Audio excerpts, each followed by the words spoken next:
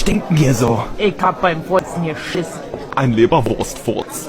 Sie haben wunderschöne Segelohren. Dankeschön. So, das wird alles aufgegessen. Sonst kriegst du was aufs Maul.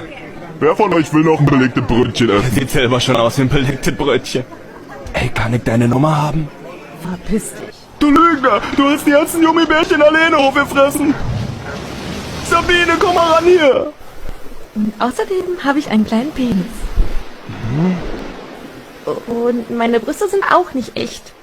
Ich hab's dir gleich gesagt. Was ist das stärkste Tier? Die Ameise ist das stärkste Tier. Sie kann das 100-fache ihres Gewichts tragen.